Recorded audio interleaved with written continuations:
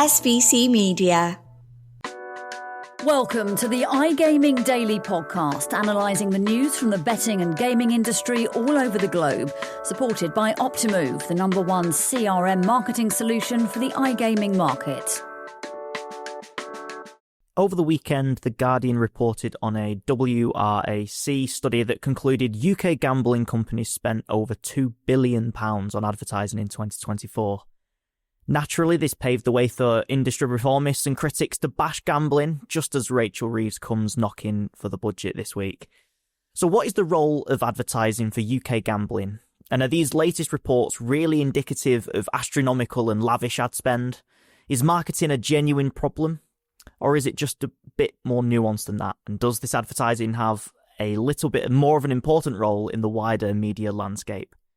Welcome back to iGaming Daily, supported by Optimove, the creator of positionless marketing and the #1 player engagement platform. I'm Charlie Horner, and today I'm joined by iGaming expert editor Joe Streeter and SBC media director Martyn Elliot. Joe, how's things?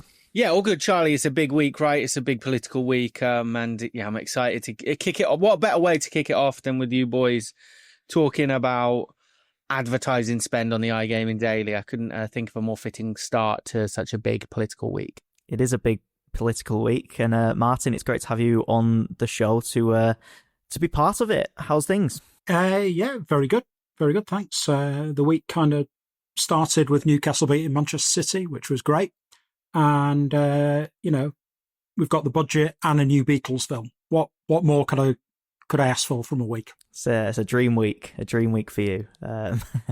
Brilliant. Well, let's kick it off and get stuck into this, because it wouldn't be the weekend before the budget without a bit of bashing of industries, just as they're about to get some tax hikes. So, Joe, how about you get started and just give us an overview of this report in The Guardian, maybe a little bit about the research from WARC and where the figures came from. Yeah, I think the research is kind of fairly reliable. It's from the Advertising Association. They publish a quarterly expenditure report, and I think it's accurate if it's slightly taken out of context. I think the big caveat is the inclusion of the National Lottery, who we know have a massive marketing splurge, marketing presence across UK broadcasting and just the wide UK broadcasting spectrum. But it kind of laid it out that British gambling companies, they spent an quote unquote astronomic $2 billion on advertising and marketing last year. There are a lot of takeaways from this, as you can imagine. It's hard to sum up in one sentence. There are a lot of takeaways, and I think whatever way you kind of want to portray it is how you lead. And I think The Guardian have done just that with the astronomic $2 billion. It portrays it in a certain way. One of the interesting kind of takeaways I got from this is that the affiliate sector is very much thriving. A big part of that spend was put down to the affiliate sector. And we've had a lot of questions, a lot of kind of speculation over the future of the affiliate sector, where it sits moving forward. But yeah, well, according to this study, the affiliate sector is doing all right. Well, that's nice to hear, and it kind of goes against the grain of some of the doom mongering that we've heard, particularly with sort of Google updates and SEO changes from Google and other search engines, and the rise of AI and all of this. It's nice to see that affiliates have got some, if anyone's got some good news out of this, it's the affiliate sector. But yeah, Joe, you're right that the Guardian have painted this in a certain way. They've gone very tabloidy with the word astronomical. They've said that, the £2 billion far outstrips the £1.2 billion that online casinos paid in tax in 2024, which is interesting because they don't make any note of sports betting, from what I can tell on that. Martyn, what do you make of this? How reliable do you think the data is, and can we take this and the framing of the reporting at face value, or is there a little bit more to this? There is a little bit more to this. I mean, we all work in journalism. We know that we will. There's a chance to frame things in the way for your audience, right? And our audience is going to be more pro-gambling than the Guardian's audience. So we will have a different opinion on it. It's just a natural thing that happens. I would say, are we calling this WARC? I'm never sure whether it's WARC or WARC, to be honest. But it is a very credible and respected organisation. Its data is largely taken as being reliable. So I think we can say this is quite an accurate estimate. But it is an estimate. The Guardian quite amusingly points out that it's very difficult to measure digital spend in advertising.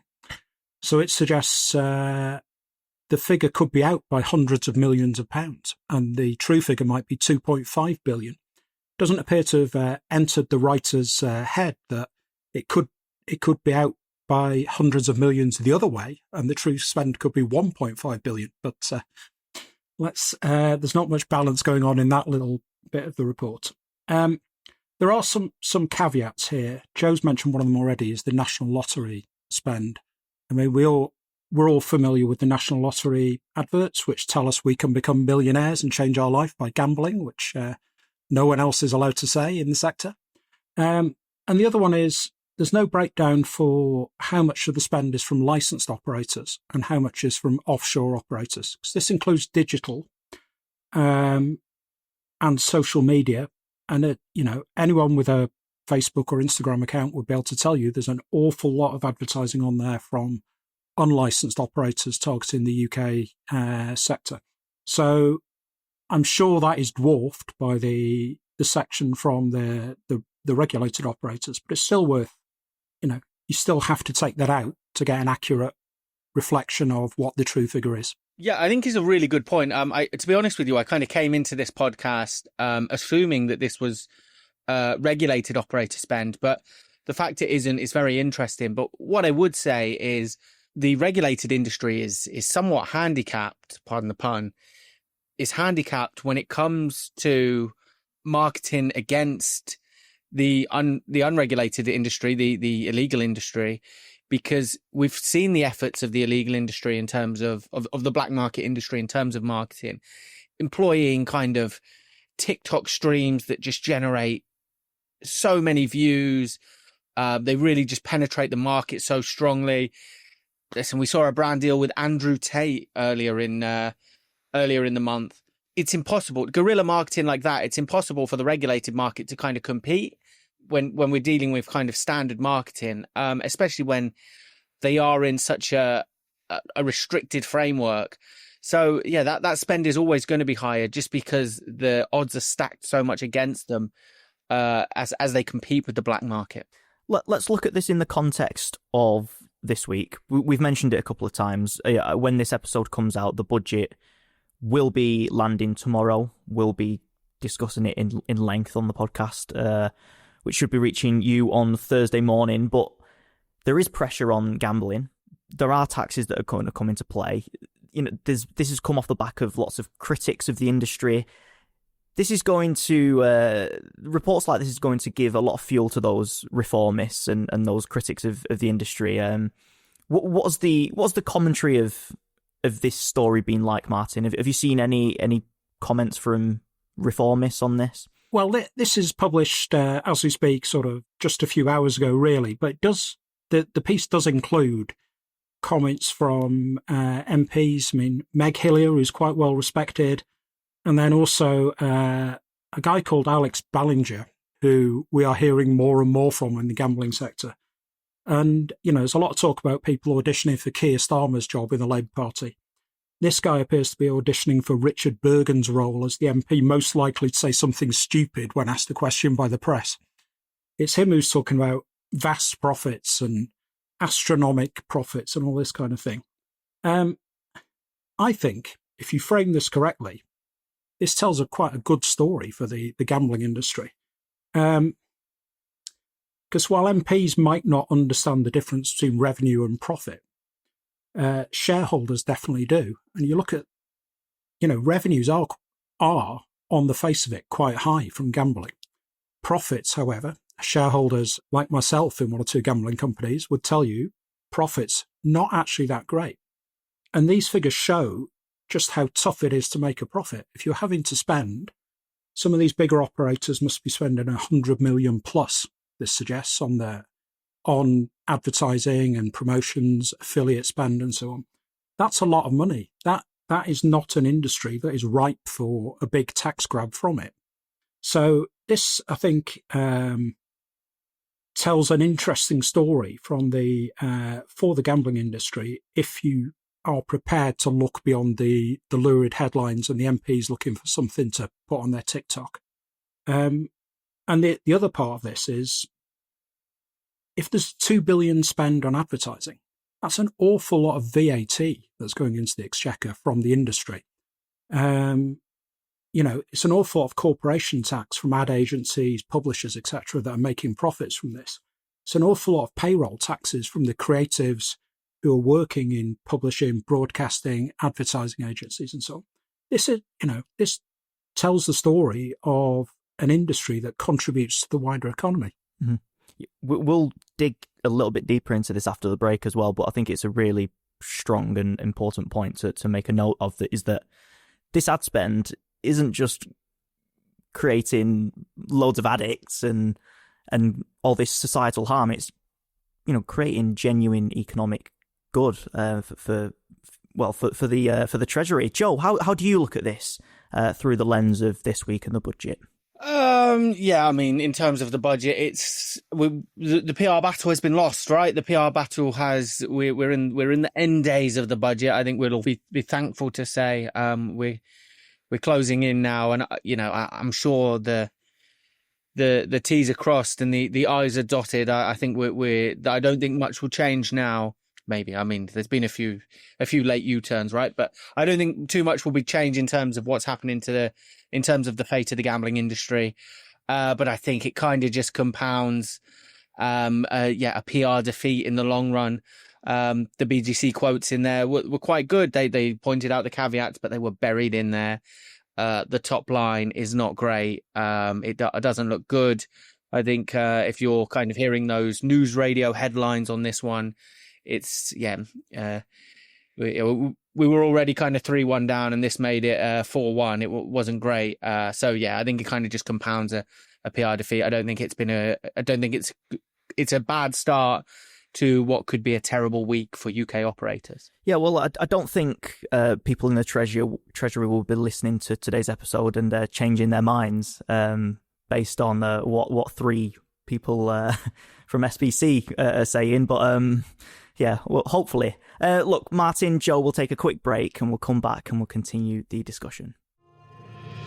SBC Leaders connects the gambling industry's top-tier operators and associations to share the best ideas, collaborate on solving the biggest issues, and push innovation throughout the betting and gaming industry. If you're an operator and want to join the discussion, visit sbcleaders.com for more information. Welcome back to iGaming Daily. Today we're talking all about gambling advertising in the wake of a report in The Guardian claiming that UK operators are spending upwards of £2 billion a year on advertising. Now, I just wanted to flip the switch and change the framing of this a little bit, because we've spoken about in the first half whether this is regulated versus unregulated. Let's assume that the majority of this is coming from regulated operators, because advertising is a huge tool or a huge weapon in the arsenal of operators to get an upper hand on the unregulated sector. After all, how do consumers know the difference between regulated and unregulated operators if they don't know who the regulated operators are? So how dangerous could it be for the industry to cut ad spend from a safer gambling perspective? Maybe Joe, do you want to commentate this one first? Yeah, of course. And I kind of want to draw you back, I think, to earlier in the year. You raise a good point, just in October, actually. And the playing fields are just so different. It's kind of the point I touched on earlier, but the playing fields are just so different for the black market and for the regulated market.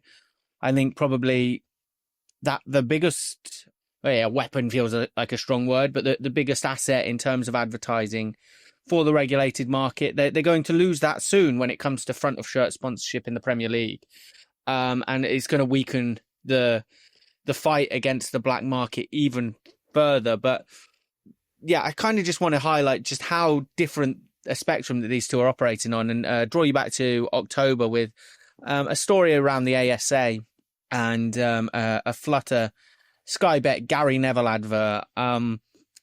And yeah, it was on the overlap. And Flutter fired back at this one, and they said it got banned. The advert got banned by the ASA.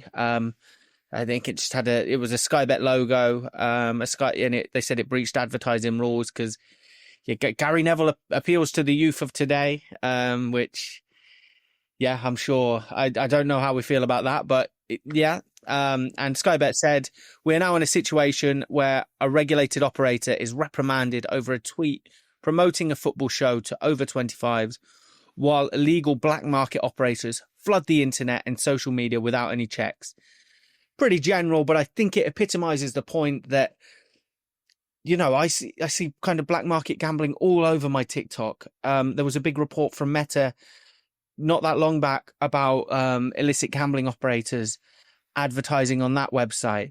The playing fields are just so uneven. So yeah, it's a real challenge for the regulated industry in terms of advertising to kind of get any leg up on black market operators, especially as we move forward and they lose that front of shirt sponsorship in the Premier League, because it's probably the biggest asset they've got right now. Yeah, I think there's a twin danger, really, if you increase the taxes on gambling for regulated operators. They just have less money to spend on things like bonusing, promotions, and so on. And they also make less profits. They'll be doing less advertising. So it becomes a very favourable situation for black market operators. I think we've all seen some of the ludicrous bonuses available at crypto casinos, which are superficially quite attractive. If I had £40,000 to put in my account to start with to get that match bonus and so on, I think you are really handing such a big advantage to operators who don't care about KYC, who don't care about player protection. And that's a dangerous thing to do. A lot of the talk around tax and changes around advertising and so on has been framed as making gambling safer for players.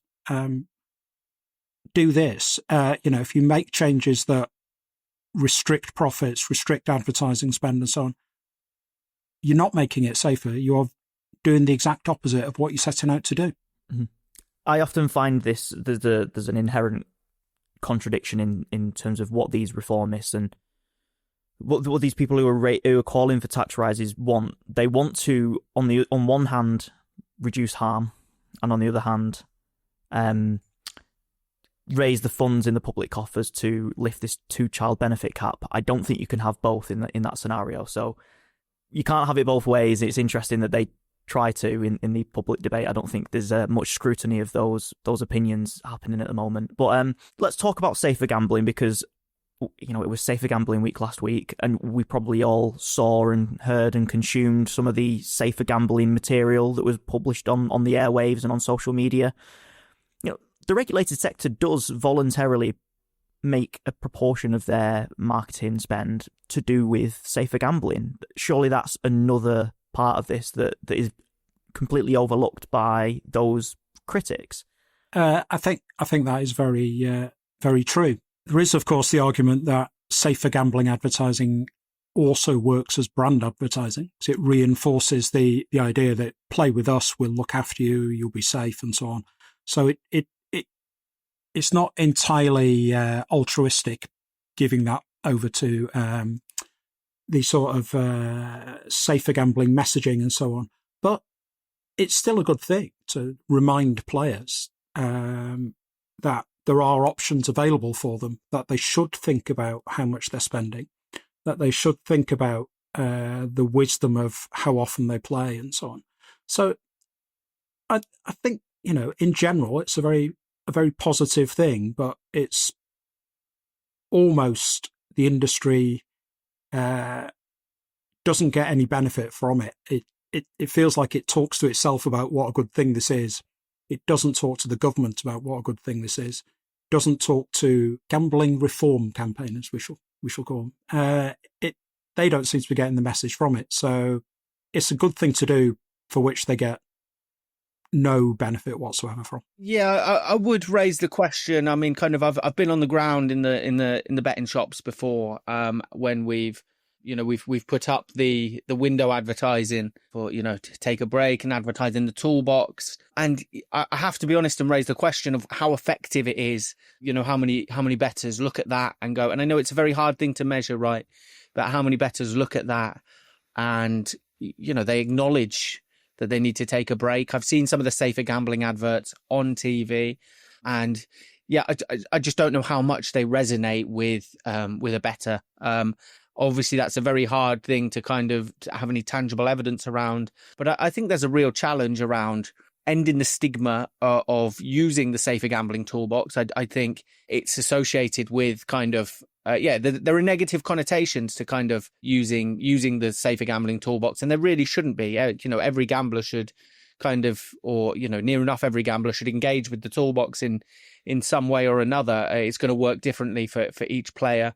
But I think that there's, something needs to be done around that. And I don't think the marketing campaigns that are currently being used go very far to ending that stigma. I think that is the challenge, though. I would just point out one exception to that, which I think is the Betfred advertising campaign, where you can actually see groups of friends talking about gambling and setting limits and things like that between them. That's a much more effective way to get that message over, I think, than many of the other campaigns we see, which are celebrity-led or character-led or something like that. Some real thought went into that campaign. It's very clever. Mm-hmm. Well, one thing is for sure is that the unlicensed sector is certainly not producing safer gambling material in their marketing spend. So there is that. But I want to make sure that we do pay a little bit of attention to the other side of this argument, because there are polls and pieces of research and surveys that do suggest that not just in the UK but elsewhere, there's a sense that there's too much gambling advertising, and gambling advertising is everywhere. It's taking over. What do we make of that? And do the critics have a point, or again, is there a little bit more nuance that we need to take into account here? Martyn, you're chuckling, so I'm sure you have some comments there. Well, I watched a documentary on Channel 4 on Saturday night called Hitler's DNA, which was a really, the science behind it. They'd found some of Hitler's blood and run a DNA profile from him and found out he had all these ailments and so on. And there was a big bit of speculation about whether or not a missing chromosome might mean he had a micro penis. And then that went into an ad break with a 32 red ad on. So just wondering who was thinking about Hitler's medical problems, followed immediately by, shall I have a game of a few spins on Big Bass Bonanza? I was really, really worried about where that was going. So, yeah. But so sometimes it can feel a little bit intrusive. I think particularly on local radio advertising, it feels really intrusive to me. But the one thing I would say is there's not too much of it, because all these companies spend a lot of time and effort monitoring the effectiveness of their advertising. If the public hated it, it wouldn't be effective. But they're spending apparently £2 billion a year on it.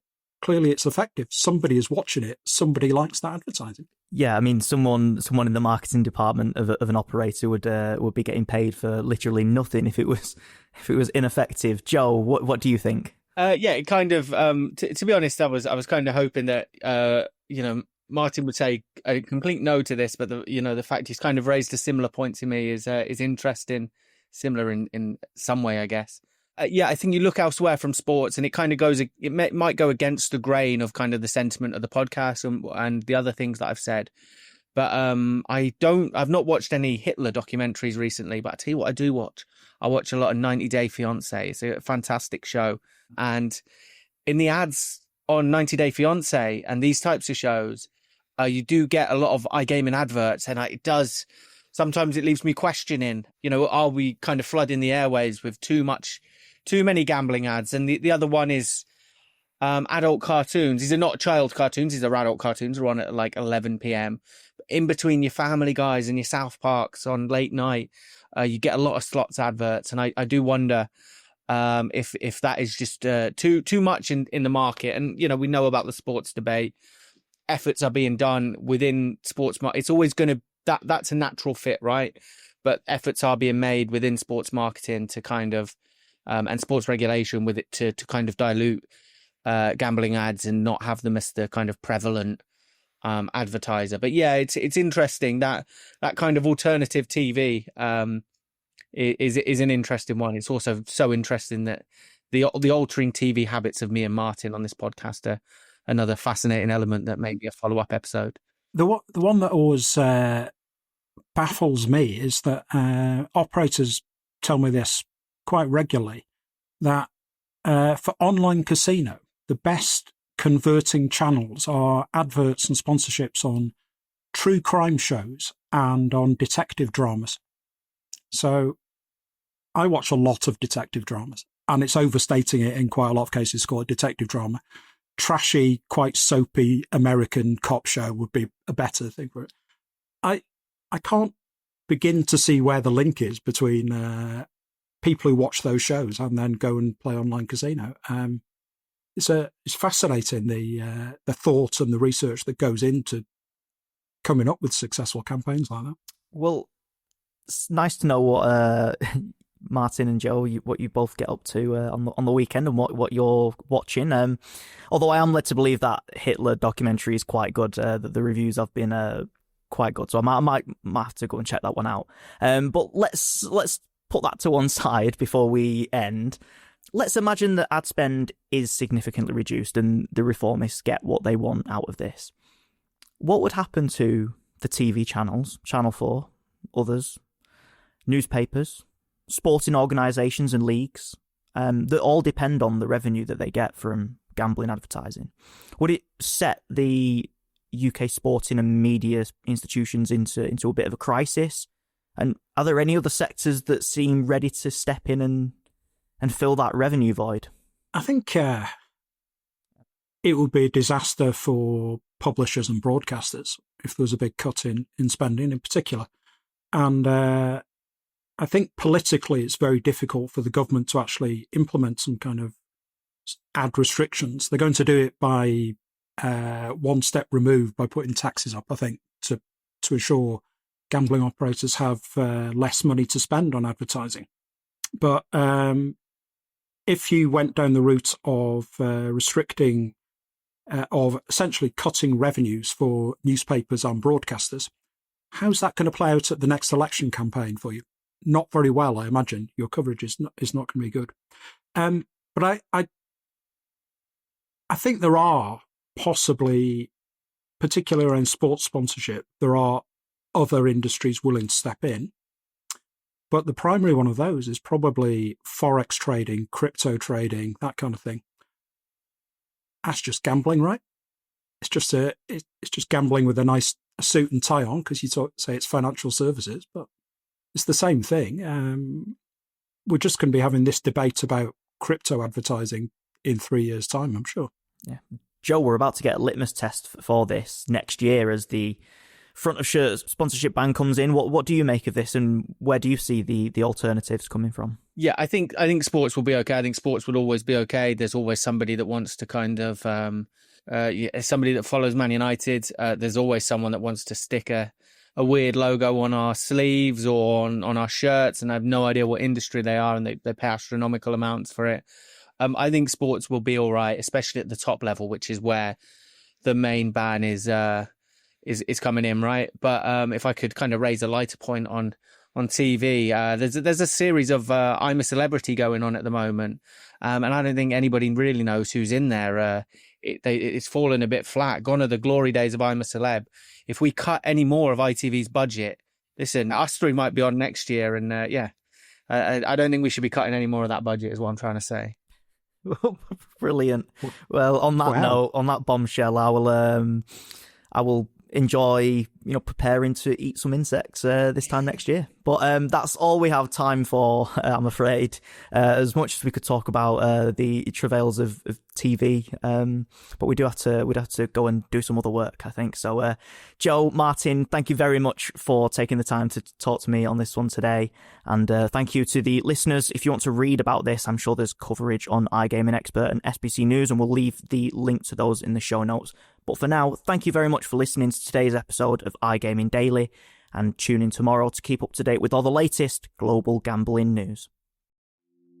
Thank you for listening to today's iGaming Daily podcast, supported by Optimove, the #1 CRM marketing solution for the iGaming market. If you want to find out more about some of the subjects raised today, feel free to explore any of the sites in the SBC News network, or check out the latest edition of the SBC Leaders magazine. Happy reading.